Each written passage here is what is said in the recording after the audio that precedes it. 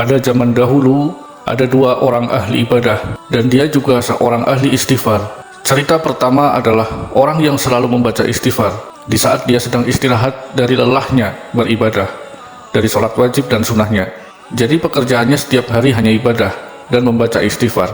Dia tidak melakukan pekerjaan selain daripada ibadah. Tapi rezekinya selalu datang kepadanya. Selalu ada saja orang yang membawakan makanan untuk memenuhi kebutuhan hidupnya. Suatu hari, dia mencoba menguji Allah. Dia pergi ke suatu tempat yang jauh dari manusia. Dia pergi ke gunung dan masuk ke dalam sebuah gua yang tidak pernah terjamah oleh manusia. Dia ingin tahu dengan hanya bermodalkan membaca istighfar, bagaimana cara Allah memberikan rezeki kepadanya. Setelah hari demi hari dia hidup di dalam goa dengan menghabiskan bekal yang dia bawa sedikit, yang hanya secukupnya beberapa hari saja, maka pada akhirnya di suatu hari bekalnya pun habis dan dia mulai kelaparan. Tubuhnya mulai lemas, tapi dia tidak pernah berhenti membaca istighfar. Karena terlalu lemas, maka dia pun akhirnya pingsan.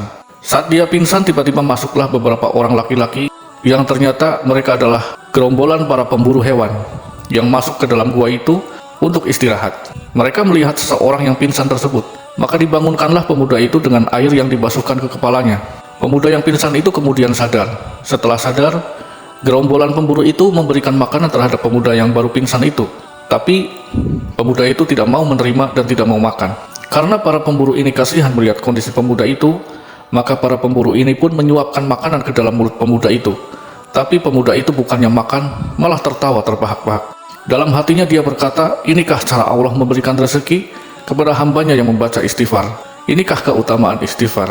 Cerita yang kedua datang dari seorang pedagang roti yang rajin membaca istighfar. Pedagang ini tergolong orang yang kaya. Semua keinginannya atas dunia sudah dia miliki.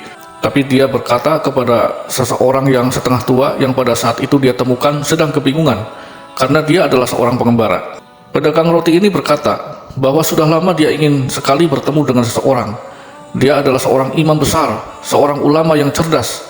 Dia berkata ciri-ciri ulama itu dengan lengkap. Maka tersenyumlah pengembara tersebut mendengar curhatan pedagang roti itu. Maka pedagang roti itu bertanya kepada pengembara tersebut, "Kenapa Anda tertawa? Apakah Anda mengenal orang yang saya maksud?" Sang pengembara itu pun menjawab bahwa orang yang kamu tunggu itu sekarang ada di depanmu. Para sahabat beriman, dari dua cerita ini kita simpulkan bahwa jika kita sudah istiqomah mengamalkan membaca istighfar ribuan kali dalam sehari, maka pertama kita akan dijamin rezekinya oleh Allah.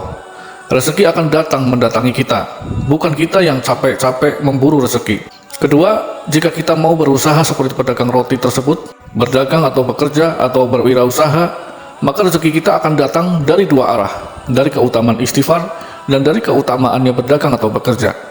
Dan yang ketiga adalah jika kita mempunyai suatu cita-cita atau keinginan apapun, maka cita-cita kita akan dipenuhi oleh Allah Subhanahu wa Ta'ala. Saya ucapkan selamat mengamalkan.